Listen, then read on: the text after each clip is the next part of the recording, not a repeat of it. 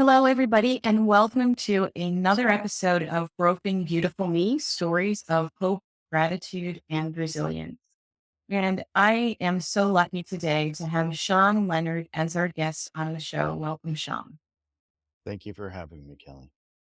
Shawn is a heart centered Indigenous Mi'kmaq spirit talker, psychic medium. He presently lives in Millbrook First Nation in Cole Harbour, Nova Scotia, Canada, and has worked as a professional in his field for over 25 years. He has an authentic approach to the spirit world in his live events, radio and TV appearances, workshops, and his Spirit Talker Tribe online course.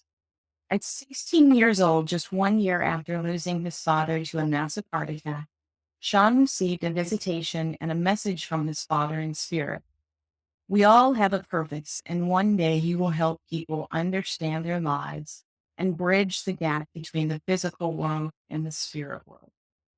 In the decades since that night, Shawn has finally honed his ability as a spirit talker medium and his connection to the spirit world. His gift has allowed him to help people worldwide as he communicates with departed loved ones, spirits, and guides. The insight they share help us better understand our journey here on Earth and provide healing for many people struggling with grief. He's a proud Indigenous Mi'kmaq person who works with spirit to heal hearts. Fittingly, a respected Mi'kmaq elder gifted him with the name White Eagle Spirit Talker. Star and host of APTN TV show Spirit Talker, author of Spirit Talker book, and Wisdom of the Elders Oracle card deck by Hay House Publishing, and he is the founder of the Spirit Talker Tribe online course. Welcome, Shawn. Well, thank you for having me, Kelly. It's amazing to be here. And whereabouts are you located right now? So I live in South Carolina right now, but Oh, I'm Canadian and I'm a Newfoundlander, so proud no Newfoundlander. way. I could, you know what? Because I'm actually heading down to South Carolina really soon. Actually, I'm going to Charlotte to go do. I have an event for Hayos, the publisher, called Mystical Connection. So I'll be recording it there. It'll be live streamed online for everybody to kind of watch. But beautiful. I've been there twice already. Yeah, And beautiful down there, absolutely beautiful down in South Carolina, and especially Charlotte. That's really all I know for South Carolina, but it was beautiful when it was there, and I'm looking forward to. yeah. Well, this is Rock Hill is essentially kind of a suburb almost of Charlotte. Oh, Um, so we're close by. So if you want to come over for dinner, you're invited. yeah, I'm pretty sure they're gonna have me pretty busy because I do my thing all Yeah. day with all the other authors, and the next day I'm like filming a video course on the four sacred fires. I've already done an audio course that is released on the 24th, but they want me to shoot the video for actually aspect of the same course, just a little bit more in depth, I guess. So I'll be doing all that when I'm there. So I'm have my hands full for sure. Amazing. That You know, sounds I can hear your Newfie accent in there somewhere. It's in there a little bit. It's just a tinge, and maybe it's when maybe if you talk to some people from Canada or back home or whatever, maybe it sneaks out here and there. I'd say, but you know, definitely hearing. small little drink of rum or something. Yeah, it all comes back pretty quick. Absolutely. So, what would you like to talk about today? I know that you said that you specifically work with people who are grieving in some way and helping people move through that. I do. Yeah. So I started working with the bereaved in 2009 when I became a bereaved parent myself. And my approach to grief was, and I always say that this was God's little whisper in my ear, but I knew from the moment that I lost my son Stephen that I would approach my grief with gratitude, and not that doesn't mean being grateful for what I had lost, but to look around and see that I was still surrounded by beauty and goodness, and that we were all in this together. It was just a beautiful knowledge. So I wanted to spread that message. And so, Nice. I do so with a group called Just One Little Thing. And it's about finding one little thing each day to give thanks for when you're going through difficult times, because sometimes it's hard to find one little thing when you're suffering. Absolutely. And so basically that's kind of been my life work since that time. And I've been, It's been a great honor and a privilege, and I've learned so much from everybody I've met. So, And I'm sure, I can feel very strongly, especially who I am and what I do, that, your son is a very big supporter of that, working from the spirit world and helping you in every way that he can to kind of help you, like, empower people, to help people heal and be well. As he seems like to me, for if I was to kind of tune into his spirit a little bit, I'd say he seems like a man who had a good heart and cared about people genuinely. And he says he still does this through you and the work that you do together. And I think that's, getting that for a lot of people is very hard. It is a lot. It's very hard. That it's kind of strange, and I don't know why they tell me the things they do. And I don't think this is related to him, but did anybody have any issues with their eye as well? I'm getting pain behind my right eye, like somebody had a needle in their eye, or there's a problem with their eye. my husband had cataract surgery, Like, not too, when did he have this done? like a few months ago. Okay. And this is his father? Yeah, yeah, Okay, because I feel like then he just wants me to give a shout out to him. Because when they do things to me, yeah. when I feel things from spirit, right? And sometimes it's a physical sensation when I'm talking to people. It's to, because it's not like there's anything wrong with his eye. There isn't. It's just that he just wants me to validate the person, and he's looking for a unique way to do it that no one could know except you, I guess. Um, And I you, think and he wants to say that he knows, that your husband, your spouse, your partner, his father figure in life was, he wants, him helping you and supporting you too. I think he wants to make sure he wants to validate him and, in the journey that you're still going together. And maybe that's one of those one good things that you have in your life. Like, I think, with people, and it's a great title, what you have there and concept. I really love it. Just so you know. And, because, for myself, what I try to help people as a spirit talker, and that's where spirit tries to work with me in regards to helping people through this process that they're going through. One, it's like validation, this is who I am, what happened to me, etc. But that's not usually the premises. Usually they go to where you're hurting or where the pain is or where you need to move through, is because they don't like to see you suffer. They don't like to see you in a bad space or place. And they'll bring up the spots where you hurt sometime, just so that you can, talk about it and work through it. And because if you bury it, I mean, that's never good for anyone, burying your grief. And, sometimes people need to do that for a bit of time, right? But it's when you start to decide, hey, I'm going to shift my perspective. This is when I'm going to start looking at things in a different way, because this is, feeling this way, this heaviness that I'm carrying. I mean, it's a natural part of healing through grief, but it's also, I, repressed love in a way, let's say. So you want to, like, shift love in a way, instead of like repressed emotions, you want to yes. be able to shift emotions. So when you notice that heaviness sitting in really hard, then you start to think about something positive, like that one positive thing. And it could be just a moment or a memory that you have with this person at a birthday, or, at the beach or something like this, that, that you have these great times, or, driving around the car and even having a conversation where you just laughed, and, Yeah.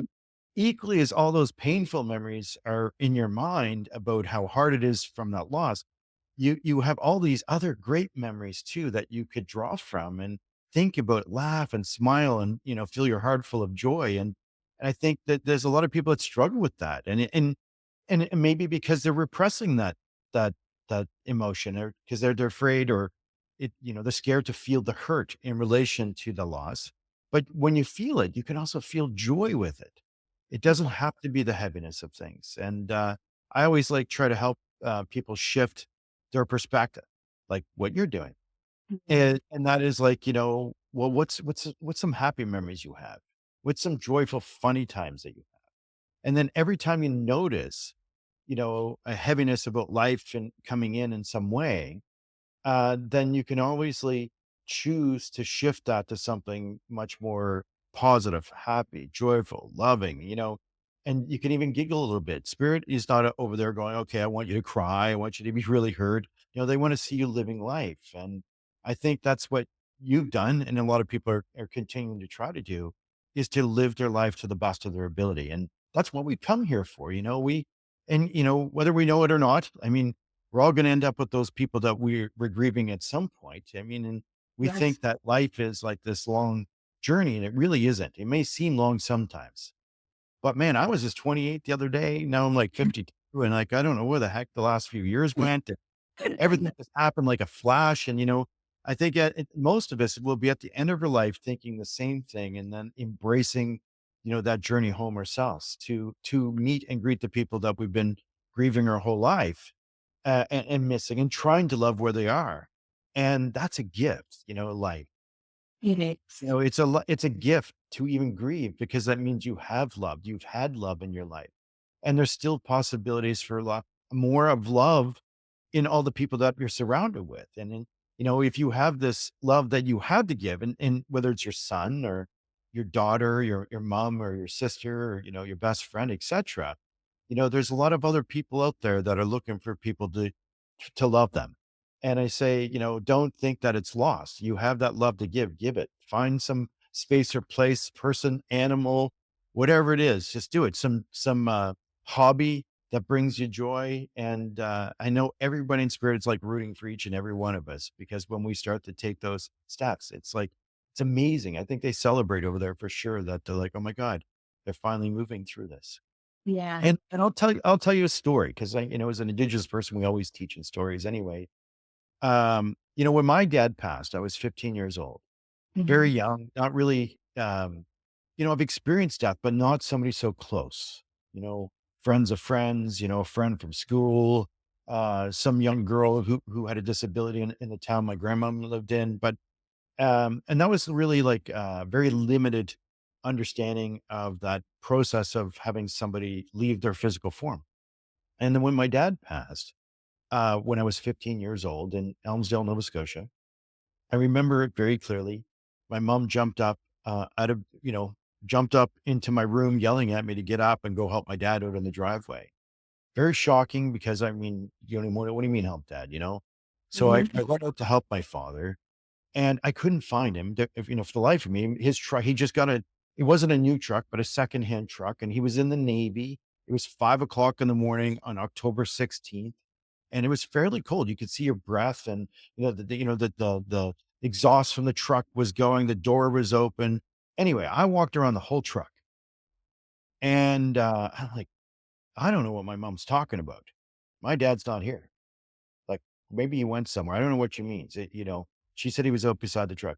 So I run back inside and I tell my mom, Mom, dad's not there. I don't know what you're talking about. She goes, go look again. I'm calling some help for help. And I just ran out there again, searching, and nothing, nobody. And then I had to go back in again on the third time. My mom had take me outside and pointing me at my father laying on the ground. And for the life of me, even this day, I am puzzled. Like, how is it that I couldn't see him? Mhm. And this could have been grief or shock. I mean, there's lots of psychological terms and ideals surrounding that. And I also think too, maybe it wasn't meant to find him right away. Mhm. Maybe it was, if I was there, and he wasn't meant to be saved, it was his time. And I had to get there that few minutes later so that he could make his full journey home.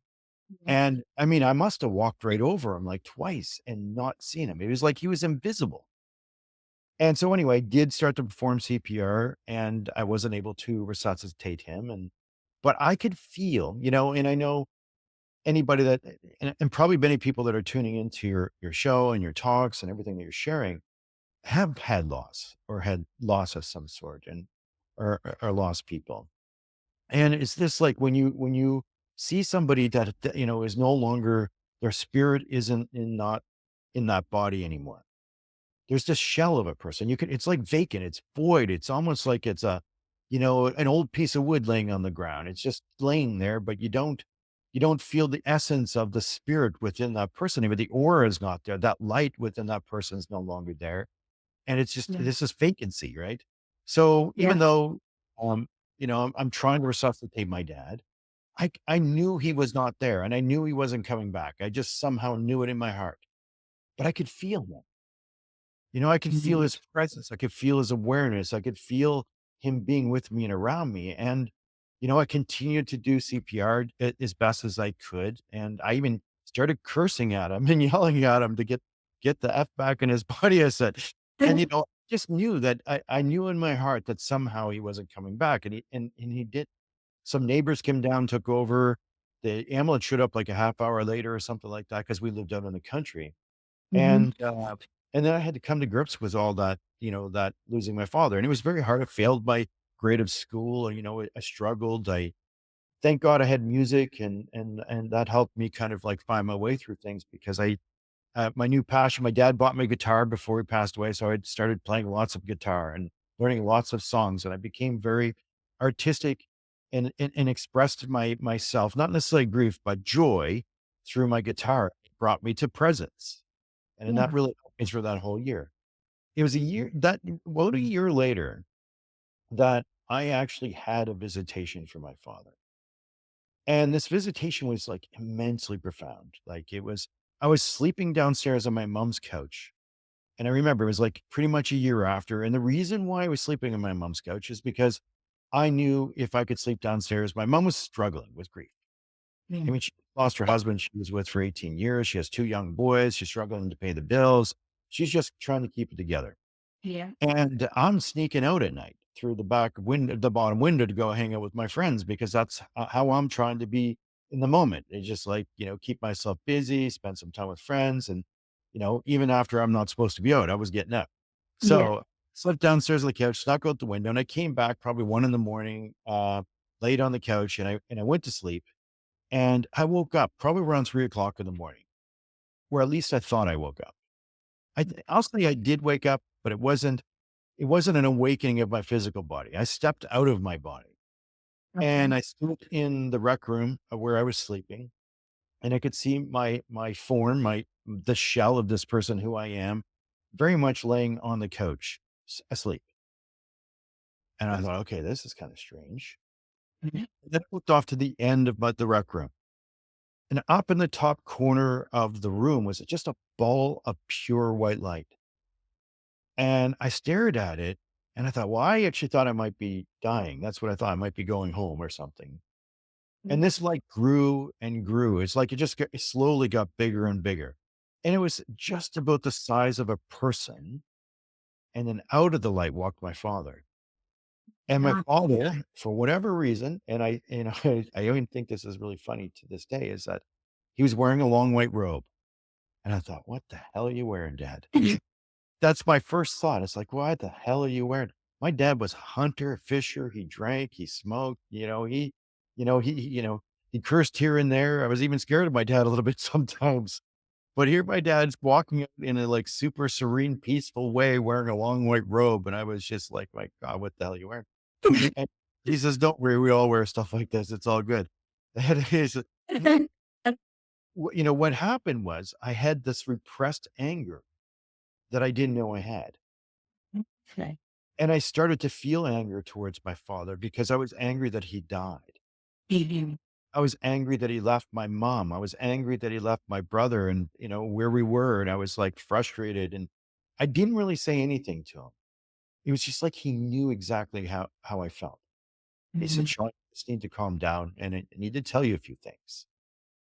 And I said, "Okay, you need to tell your mom that I'm okay, that it was my time. I made it to home and this is where I'm supposed to be."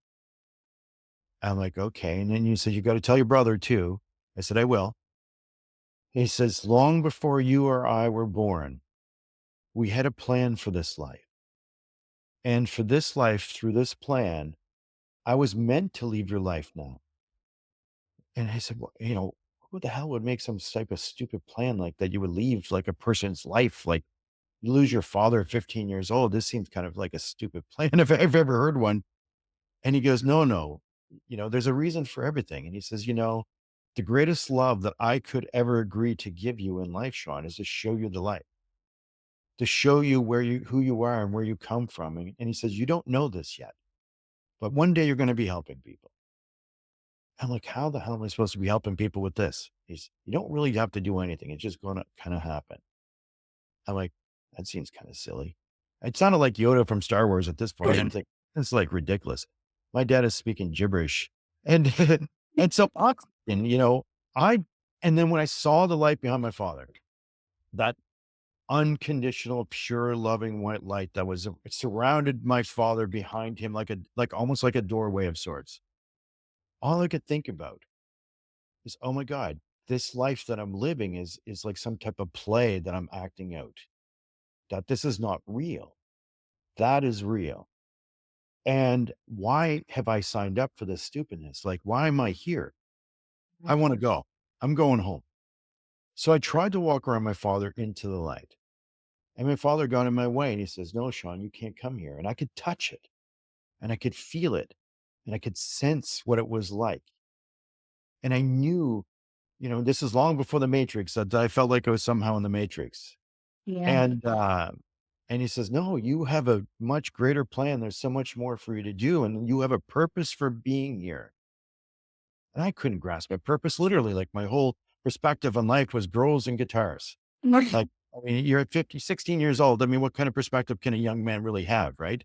Exactly.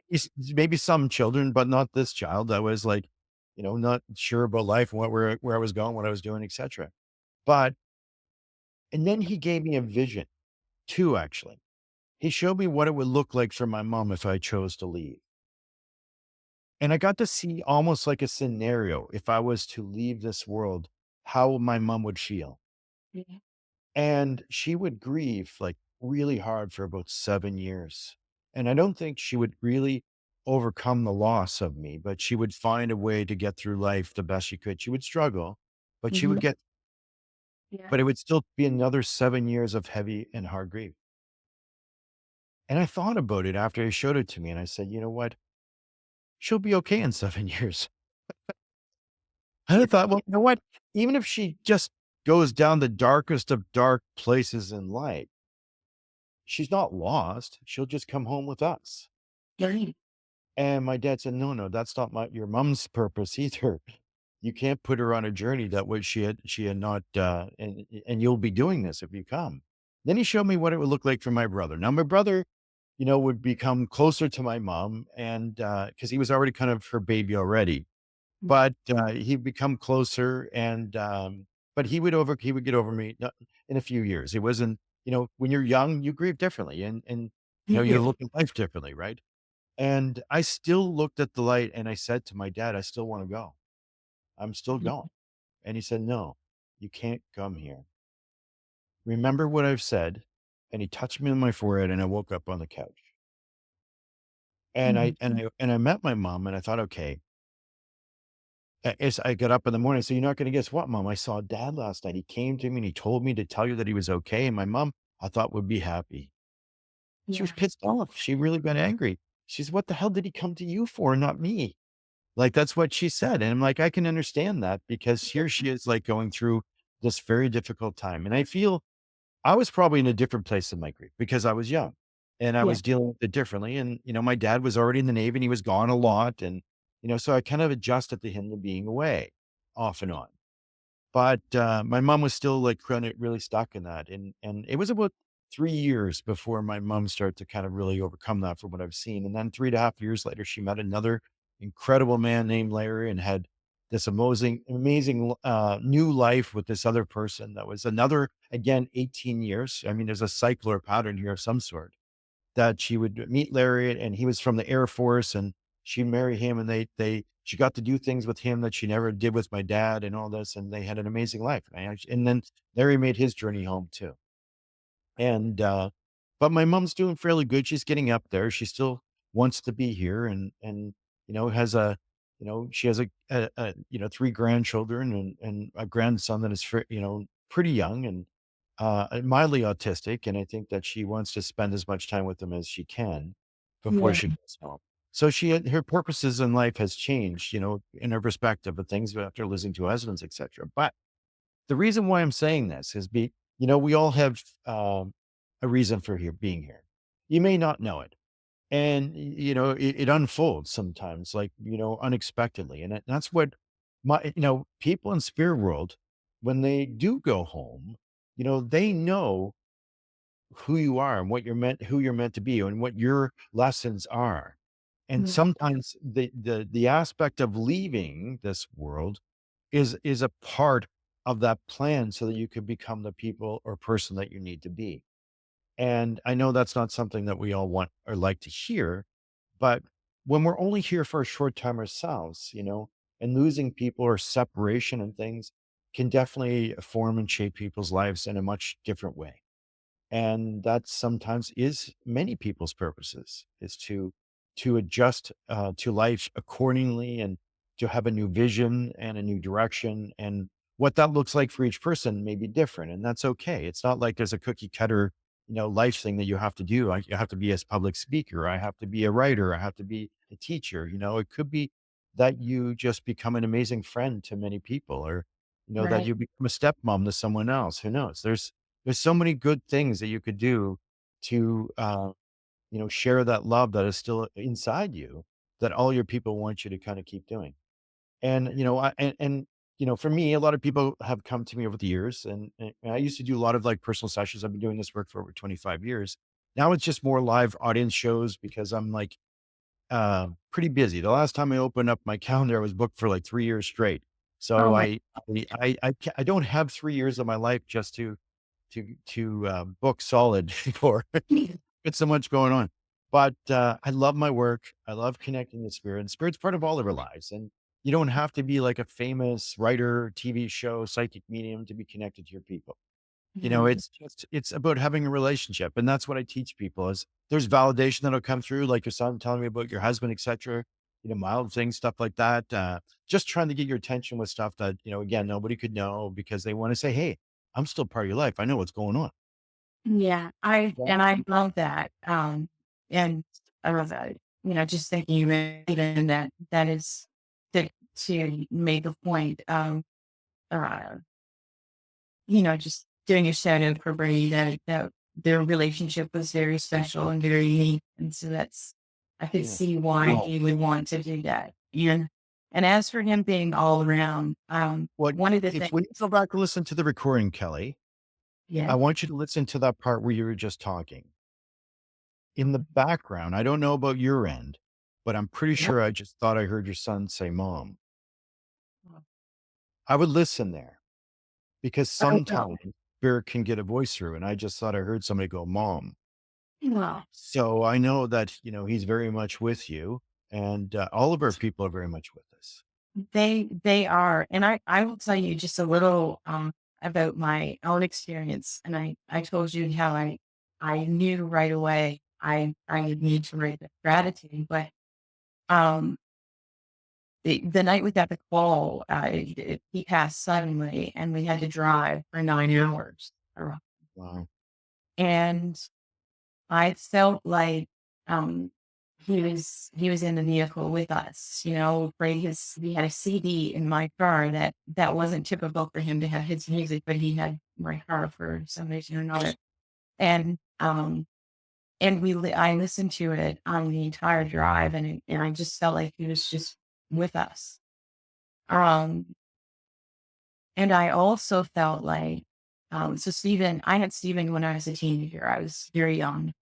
And, he was an identical twin, and I felt like, and his brother, passed Is his after. twin passed? Yes. Because he's Uh, telling me he's with his brother. yeah. And So, he and passed in infancy, right? pardon me? Did his twin pass in infancy? Yes. Yeah, because he's telling me that he's with them. Yes. Yeah. And it's interesting because his whole life, because of that experience, his whole life for me was kind of the balance of happy and sad. So every birthday, I would celebrate Stephen, but also breathe Matthew, right? Right. And as I sat on the shoreline that morning, I knew that they were together. And that gave me great peace because I felt like Stephen, in so many ways, had been searching his entire life for his brother, kind of unconsciously. Um, and Stephen passed on the 4th of July. And when we were driving, all the fireworks were going off on the side, on all the communities we were passing. And I I felt like, I said, "Okay, so God shot fireworks into the night sky of my life." Yeah. and I pay attention to everything before this light ends. I need to see it all and pay attention. And that's when I knew I had to use gratitude, because with gratitude, I felt seen around. I feel like I was just kind of the assistant typing my books, you know. I felt him around me because of gratitude, because I raised my vibration, right? And so that heaviness, it was still there. It's still, I still would feel like I had rocks in my pocket and a leg jacket on some days, Mhm. um, but when I would sit to write and I would think about him and think about, my younger son and my husband and all the blessings that were still around me, I felt him with me. Yes. And that told me, okay, continue on this path, because this is the way that you keep him with you. You stay on this path and he's still with you. And I still feel that today in every butterfly, I still feel it. So, when you talk about your dad coming to you, um, that really speaks to me, because I feel like, I still walk with him. Yeah. But you know what's one of the things he showed me, and I don't know, and I think this has to do with his brother Matthew too, but he showed me a very atypical type of picture and poem, footprints in the sand. And he's like making me see the footprints in the sand, but there's two sets of feet walking in the sand side by side. Yeah. And even though there's not the body there, you can still see the footprints that are going through the sand, he says. And so I don't know what that means, but I know he wanted me to like describe that to you in some way. And I think that you may not see him all the time, but you can still see him, if that makes sense. I can, yeah. And actually, he was in a room with me, when he came home from the hospital. His crib was right next to my bed, and I actually had that poster of footprints in the sand over his crib. Yeah, he knows. He's bringing this up for a reason. They're pretty smart with this stuff. So they're, I just feel like he seems like a really nice man, good heart, kind, caring about most people. Like, and every day he would do something to help them out in some way if he could. I feel like a man with a lot of friends, like of like really good buddies as well. I feel like almost like a clique of guys that he would hang out with. Yes. And I think they all probably miss him and talked about him and cheers him probably a few times here and there, I'd say. And I know that that brings some joy because he wants to be remembered. I almost feel like, did they retire a number for him or something? Um, yeah, they did. He played hockey for NC State, and they retired his number. They retired his jersey after he. Because he's like showing me like a jersey with a number on it, like it's been retired somehow. Yes. Put up on display like in like a shadow box or some sort. Love it. And did they put a picture in there with him too in the shadow box? There's, uh I'm not sure about a picture, but they had like a huge banner, and then the picture, they actually have a memorial tournament for him. Oh, okay. Well, then I know that makes him like super proud. He wants me So to make sure I validate this, yeah. Okay, this is kind of an odd reference. I don't know if this is connected to his buddies or not. You have other children? yes, I have a son, Brandon. How old is your other son? He's 27. Does he have a child yet? He does not. Hmm. I wouldn't be like, is he with anybody that you know of? Here, here. I think there might be news coming of a child not too far away. I'm not 100% sure, but he's just pulled out a big cigar and smoked it. So I think that's like usually a symbol to me that there's like a new baby news or celebration coming. So, I mean, I know you're going to be pretty freaking amazing grandmother. I think that he knows that you must be like kind of edging on for this a little bit. I think he says so. Um, I wouldn't protest that. No, I'd be quite yeah, happy.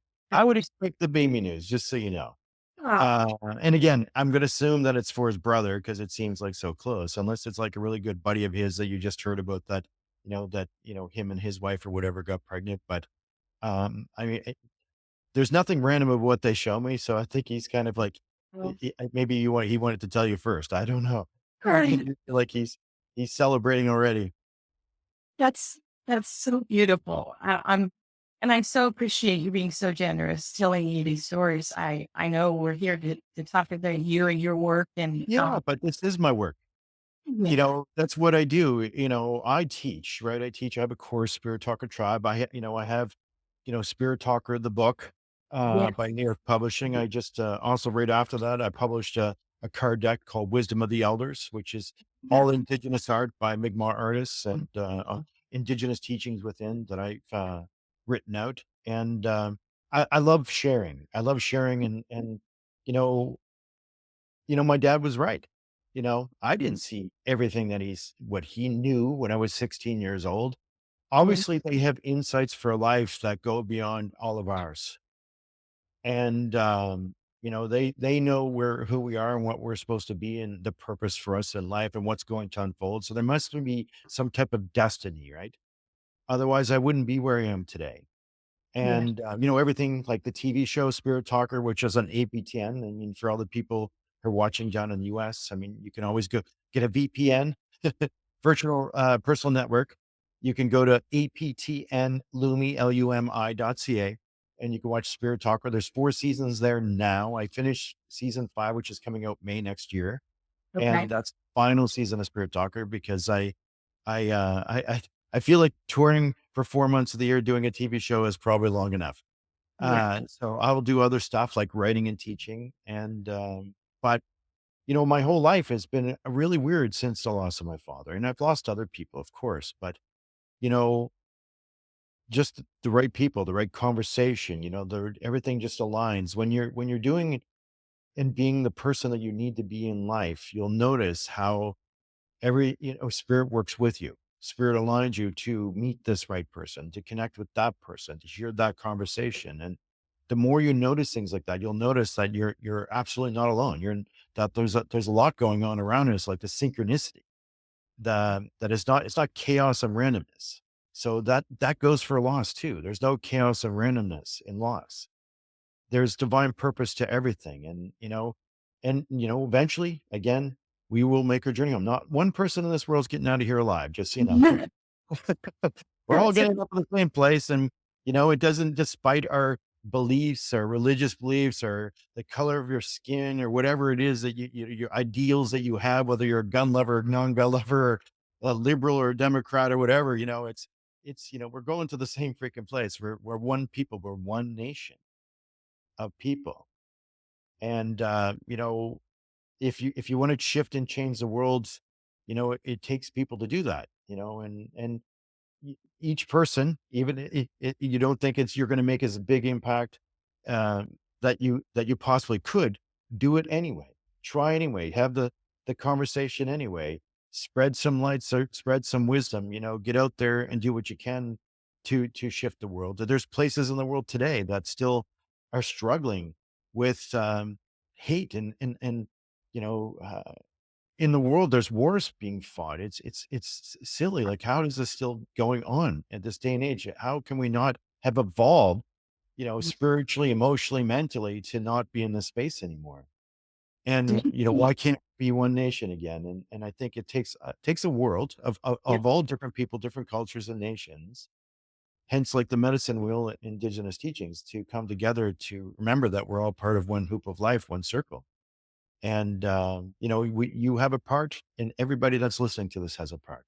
thank you. And being who you are a good, loving heart as well and as good as you can, it doesn't mean you have to subscribe to a certain indigenous belief or any other belief. It just means just be good, be loving, be caring, be compassionate, and be kind. Look for the one good thing, Yeah, that's what shifts the world. And, when enough people do this, other parts of the world where it is kind of like stagnant or stuck in some form or way, it will shift in time. It will. Gotta wait. It might take 300 years. It might take 400 years, but it will happen. But it won't happen if we keep, it, seeing decisiveness. And, if that's what your focus is the separation and the loss, that's your perspective, right? That has right. power. We're creators. Let's create a world of connection, Yes. being spirit, having a human experience as opposed to being human and thinking that we're separate from spirit. It's part of who we are. It is who we are. And we return to that invisible, somewhat invisible form of energy that is all around us. We might not see it. It might be just the footprints in the sand that you see, but it is all around us all the time. Right. And when we do, any difference that, that we perceived in our human form, it's gone. Any differences that we might have be done.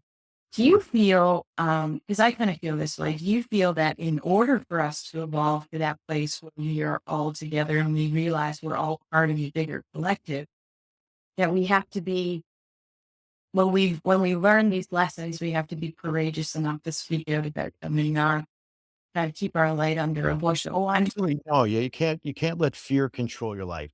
You can't. sorry. But there's a good way of speaking about things, and there's a way that is hurtful and painful. Right. You still have to speak truth. Yeah. You have to speak truth, but you can speak truth in a good way. Yeah. I think that's one of the things that I like to do is to tell people that, that with no asks what political affiliation. When I meet people and I work with people where I have an online group, nobody, there's no admission price depending on whether or not you are part of a political party or a religion or a certain, you believe in certain things. It's, are you human and do you need some love? Yeah, And absolutely. that's kind of the qualifier, right? Um, Absolutely. Yeah, for you know, sure. love and we all do. We all need a little help. And going back to what you said about our divine purpose, what I told you about my two boys, that Mhm. balance and happy and sad, and how his entire life, every birthday was that balance of happy and sad, every milestone. That's what I teach to people now is how to balance the happy and the sad. And I see, it took me a while to get to that point to see that divine purpose, but now it's so clear to me. And that shows me that, oh, there's a bigger thing. There's so much more that I don't understand, but I just need going into that. And I am sure that I am not alone in that. I know I've met so many people who have experienced tragedies in their life and they have taken them and turned them into such beautiful purpose of helping other people. And we all have to look at that and lean into it. Mhm. You do. I mean, at some point, I mean, it might take a little bit of time for people to get there sometimes, but I think Yep. eventually what you've experienced because of that loss, grief, etc. And it could be not just through death. It could be the loss of a relationship, the loss of a job. It's forcing you to shift and change within life, and whether you wish or you wish to or not wish to embrace it, you have to. You're being forced to.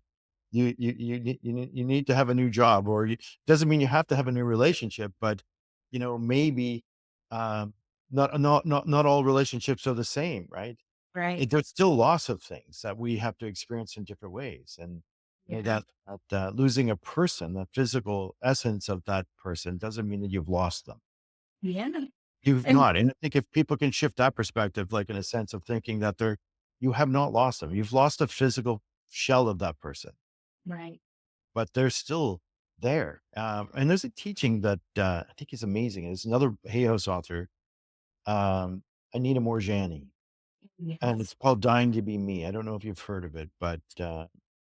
she's the one who had a profound near death experience. She was like down to like I believe 70 pounds, and was on her journey home to the spirit world where she met her father and her best friend, and they sent her back and saying, "Well, no, you're not coming. You're going back." And then she like made a full recovery, but in that between process where she was dying, all the families being called, that you better come see Anita. She's not, we don't know if you're going to make it here before she goes. And she was on her deathbed, literally making that journey.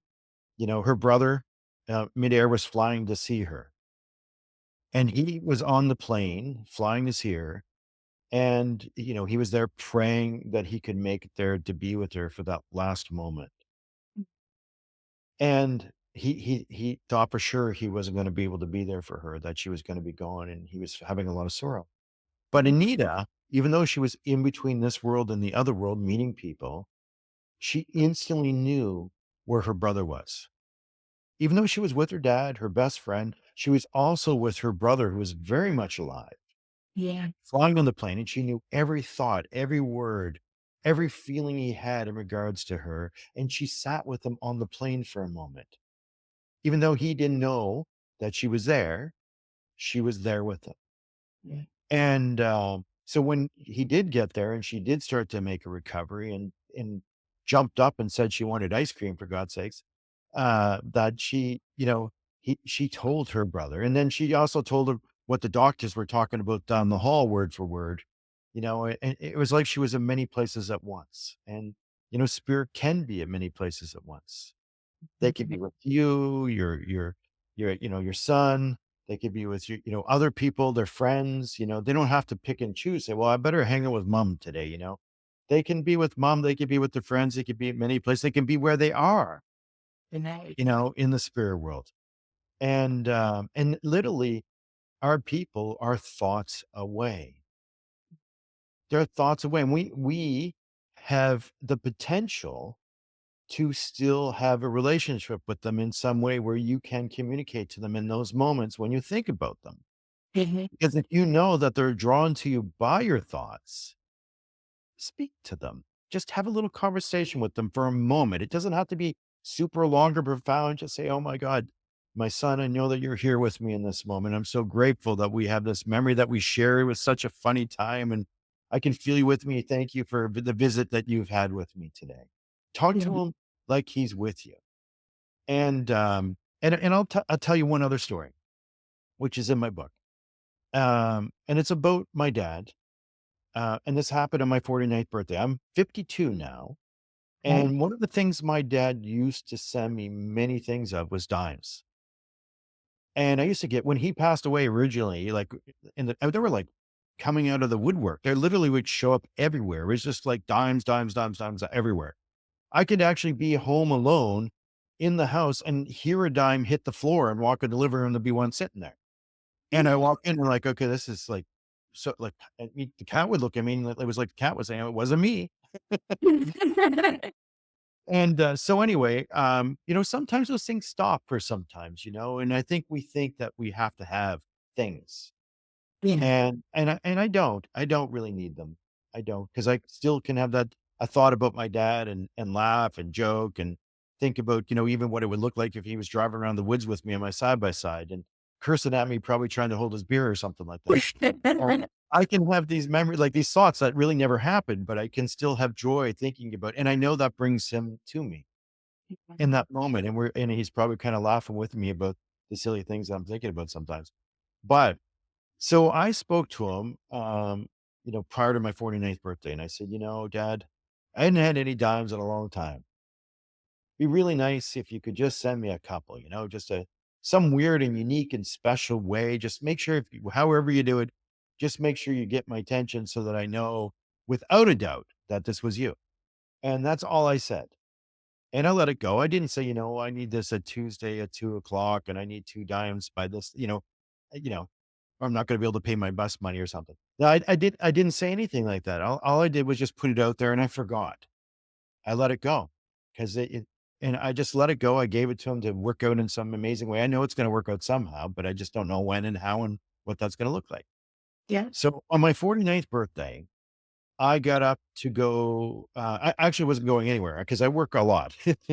So, my wife, who does home care at that time, went to work. She got up very early, 6 a.m. And I knew it was my birthday, 49. She wasn't going to be home. So my whole idea is I'm going to be in my PJs. I'm going to watch like Netflix. I'm just going to lay on the couch. I'm not even gonna get showered that day. I'm not gonna, like, do anything. I'm gonna go get my hat, and I've even put the hat on the dresser the night before. I was so intentional about doing nothing that Yeah. I had planned set in motion that this is what I'm gonna do for my birthday. Nothing. Yeah. So, I wake up, Michelle's gone, nobody's in the house, it's just me, and I think, "Okay, well, I get up to go get my hat that I put on the dresser, and in front of my hat's 2 dimes. Oh my And god. I'm like and I stopped because they were I even took a picture of 'em I have on my phone because it was just so crazy. And so anyway, I'm looking at the dimes. I'm like, Oh my God, there's 2 dimes. And then my analytical brain goes, maybe Michelle put them there. So I Yeah. called Michelle and I said, Michelle, did you throw 2 dimes on my dresser, in front of my hat there? She goes, no, I literally just got up, showered, and ran out of the house. I don't have any money in my wallet. Why the hell would I be putting dimes in your hat? I'm like, well, no, I just have to rule it out. And she goes, it's probably just your dad. I'm like, and I thought about it and I hung up and she had to go to work. She said she was in a rush. And I did. I said, it was you, dad. And it Yeah. was my 49th birthday. And so anyway, when that happened, I instead of just running straight downstairs and watching TV, I just had a little chat with him. And I said, Dad, I'm so appreciative that you found this unique and special time. Obviously, it's my birthday, so thank you for giving me these dimes. I know this was you and I appreciate it. And I love you. Thank you for remembering me on this special day. It's an amazing way to kind of get my attention. So thank you. Yeah. As I spoke to him, standing alone in my bedroom, I have my dresser and there's like these little metal latches on the dresser, like they lift up and you can drop them to make a noise. As I was standing there talking to him, and just as I was finishing, the latch lifted up by itself and dropped. Not like just went up a little bit and went smack. It just dropped and made a little clink. Yeah. And I saw it lift. And for a moment, I was a little startled, to tell you the truth. Yeah. But Absolutely. then I thought, the hell am I being scared for? This is my freaking father. I think people are scared of spirit, even if it's your son, your mom, or whoever, right? Like, I mean, this is just sorry for my language, but shit just got real. Yeah. It's all good. And I'm like, and I cried, and and for a moment, like, because I felt him, I felt that connection again, Yeah. and I almost like it's like I could hear, as I was speaking to him, I almost like I heard his voice in my mind, and it said, "I hear you, son." And I cried some more, and then I had to call Michelle back. I said, she goes, "I'm working." I'm like, "You got to hear this." But Then I went downstairs and watched TV, but, it was a moment, yeah. and I think sometimes we think those things have to happen all the time. I don't want them to happen all the time. No. I don't. I want them to happen in such a way that it's so cool and unique and profound that it is special. Mhm. Not something that I was like, "Oh, dad's here again." And I throw them in the jar, because I do have a jar full of dimes. Yeah. But, I don't want them to send me like that anymore. I want them to do it at weird and unique and special times that really get my attention, and that is more meaningful to me than just finding the dimes all around the house. Yeah. But maybe that's what I needed at the beginning, and he knew it. And I Yeah. think more people work with us, as they know that you need to be reminded a lot. It could be the song, it could be the butterfly, the dragonfly, it could be the different signs and symbols, that the picture, the story that somebody just said, or there's Yeah. lots of things that they're speaking to us in multitudes of ways. And sometimes through our thoughts and our memories, right? Because I know that when I know when my grandmom talks to me, because I'll be telling something or I'll be talking about my grandmom, and then she'll say, "Well, you got to tell them this story." I'm like, "What? Okay, I guess I got to tell you this story." And then she's like telling me, and because I've had visitations with her too. And I just kind of go with the flow with whatever they put in my mind to talk about, because I know that's their guiding me to help other people. And I think when you notice that, with whatever you're doing, teaching and such like that, and everybody out there, your people are talking to you too. It's not just like spirit talk or psychic mediums or things like that. We just be a little bit more aware of it. But the more connected you become, the more that communication happens, and the more you engage with them and remember them and speak to them from a good. And what you were saying before, like, there is a level of energy, right, where you Right. focused on gratitude, right? Mhm. And it was like when my mom said, she was really pissed off that my dad came to me and not her. Well, my mom was still in that heavy, like wearing the lead jacket type of thing, right? Right. I wasn't. So why did he come to me? Because maybe my spirit was lifted up a little bit more. I was lighter. I was maybe a little bit higher vibrational energy to make the connection, because I know that there's a difference of vibrational energy, right? It's a frequency and vibration. Yeah. And, those people like myself who are spirit talkers or mediums, um, make connections easier, because they sometimes, because of their spiritual work, their prayers or meditations, their ceremonies that they do, It could be any culture or anything like this, and that's why there's many people connected to spirit. But that because they're naturally raising their vibration through that work, Yeah. and they're able to kind of like perceive and get things here and there more than some other people. And I think people that are very heavy or stuck or somewhat they believe they're stuck anyway. They're not. They're just it's a perception where they are right now. Uh, that when they start to shift, then maybe they'll have that dream or maybe they will have that visitation. It's a shifting of your energy. They need to know as well because they have to respect and honor you and your process. Right. They love you unconditionally. And they know that you have to go through a healing process, and they don't want to like um, they want to help, but they can't do it for you. And they're Yeah. going to remind you that they're there, but they're Mhm. not and sit down all the time and chat with you every minute. And they got to let you go through that time until you become lighter. That your energy rises again. And then they maybe reach out with that very profound visitation dream. And eventually my mom got there. She did. Yeah. Uh, but it took longer than me. And that happens for some people. And I think, we need to we sometimes think that, oh, I'm blocked or but really we're still uncovering what we're supposed to be. Yeah. And if, I feel like when I look at times of suffering in my life, um, I don't know if it was suffering, maybe it was preparation, maybe I was preparing the what I was supposed to do. I mean, that's the way that I prefer to look at the things that have happened to me Yeah. personally. It's just, there's just so much that we don't understand. I want to ask you a question about this with your Mi'kmaq heritage and nature. So Yeah.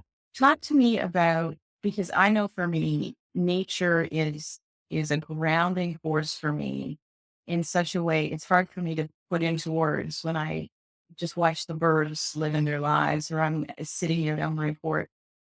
Talk to me about nature and how we can use that to raise our vibration. Like we're Sure. I mean, struck.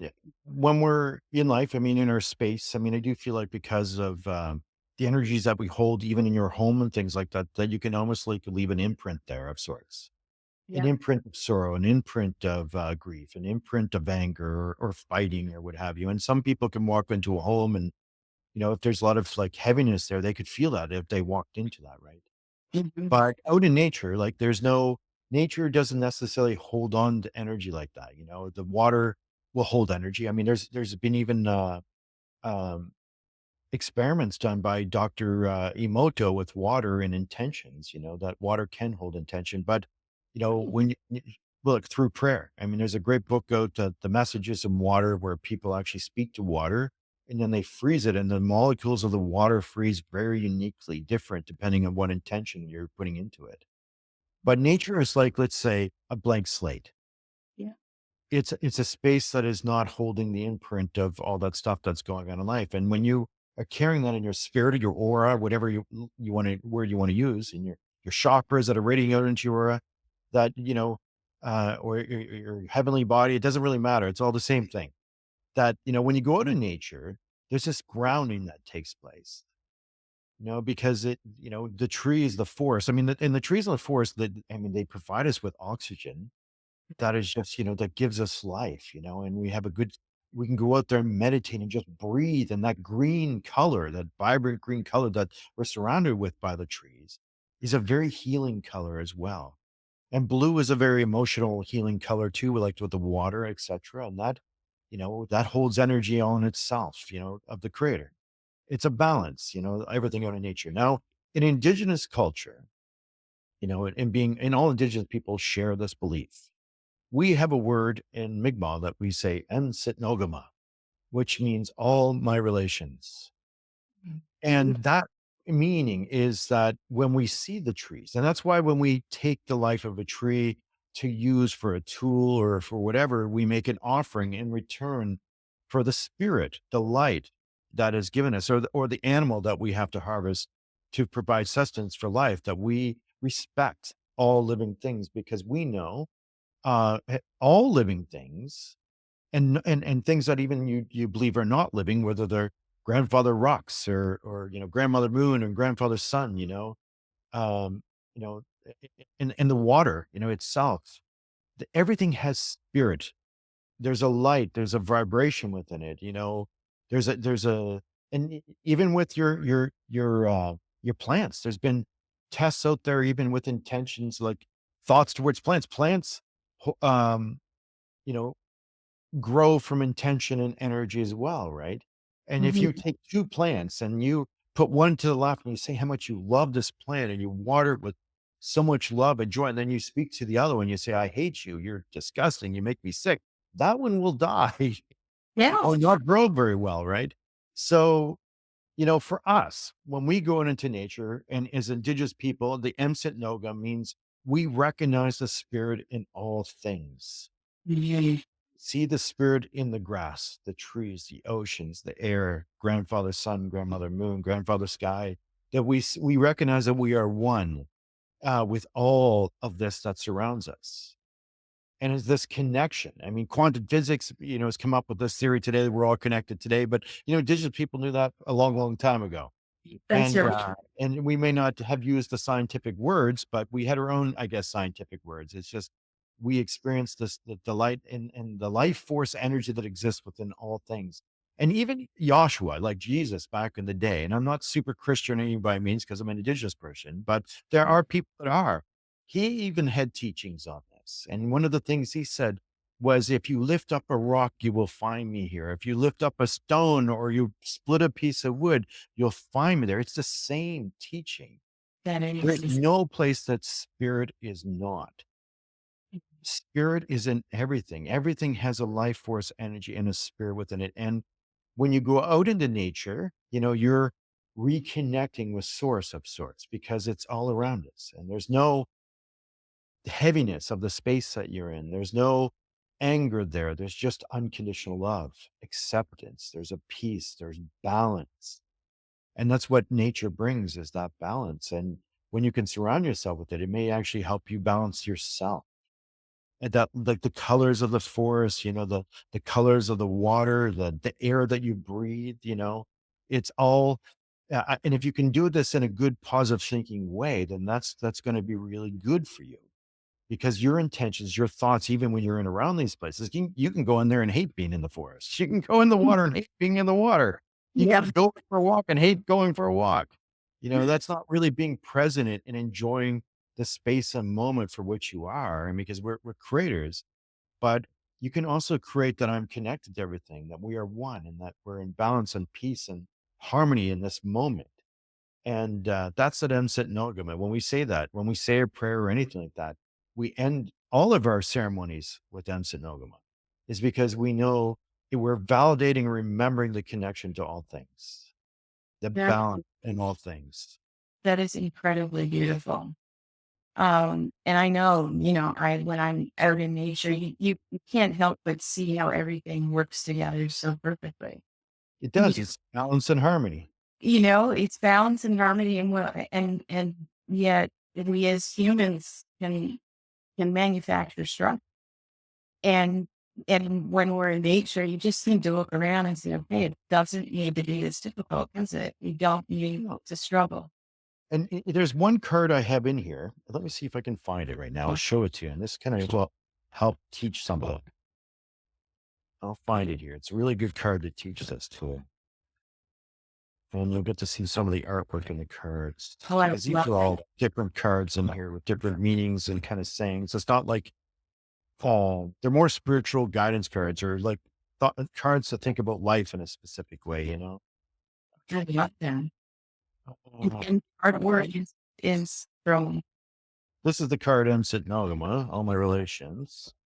the Is it going to be the last card that I take out of the deck or what? There it is. This one. oh, that's beautiful. Now, this So card is called the forest and support. Now, on top of the earth, we may see every tree is separate and, of each other. And there's different types of trees, just like there are people. You got a spruce tree, you got a maple tree, you got a fir tree, you got birch trees, etc. But underneath the earth, All trees are there supporting each other and holding each other up. All of their roots wrap Yeah. around each other, almost like they're holding hands. And there's this unconditional love that they support each other that we don't get to experience because it's beneath the surface of the soil that we don't always see. But Mm. all trees are there holding each other up. And I think if we can kind of think about that as people, in the same sense, like because you may be going through one thing and somebody may be going through something different, but underneath it all, we should be there to support and help each other to be well and stand tall and be strong and to live a good life. And that's what trees can teach us. If you it depends on how you look at it. And that's like a teaching, an indigenous teaching of sorts. And, Um, an elder shared that with me, so when I go out into the forest, I think about how all these trees love each other, and they're holding each other up here, trying to stand strong. that's beautiful. And I just have to say, for the audience that's going to be listening to this on audio, you really need to go to Sean's website. The illustration, that's stunning. It's just beautiful. For these cards. Right. I was looking at them before the show started as well, and the illustration that you just held up with the trees and the connection below the roots. It just speaks like we all have that connection. It's maybe not visible to us with our naked eye, but we are all connected, just like the roots of the tree. Right.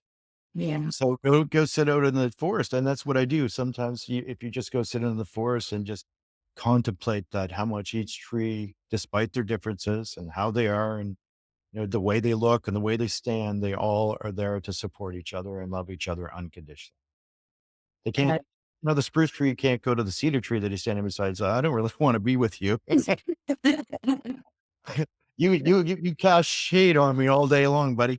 No, it's great. No, it's like, thank you for being here and helping me stand tall. yeah, and that's what we need to be doing for each other. Um, Do you have any messages for our audience from Spirit today? Just a general message you want to Well, I think that would be the message that the card, like, I would say this impart? is the card, the 4 support card number 32 and Wisdom of the Elders Oracle cards. I think that's the message that probably people needed to hear, considering we went there with the conversation. I think Spirit Yeah, had the intention to kinda share that and teach with people. If I was to, you know, you know, because everybody out here that's listening or watching or however they're, like, taking in this, podcast and online or what have you, that, think about how you can support everyone else, yourself, because I mean, you also have to like, take care of yourself because you can't really like, you can't be the tree in the forest, saying, okay, well, you drink all the water, you have the best earth, and I'll just stand here. You got to take care of yourself too. yeah, You got to love yourself, don't think that you're not equal to everything that's all around you, despite all the stuff you've been through. You might think that your experiences are so unique and different that, that you have it harder than others. And you may have it harder than a lot of people. But there is also a lot of people that have it, way worse than each and every one of us. exactly. And those people that are deceased, I don't think they're the ones that are suffering. It's us. Yeah, I don't believe in suffering of people that moved on beyond the physical. I don't. Uh, they've moved beyond the suffering part. They have empathy. They have empathy. From my experience, they have empathy and love for all of us, and them working with me or any other person like myself is to help you to be strong, be well, and to complete your life. yeah. And then when you go home, they'll be there waiting for you, and there'll be like a super big party, like, oh my god, they made it! We can't believe they made it, but they made it. And, it'd be like this, like, "Oh, wow, and it'll just seem like it was just the other day that you were there anyway.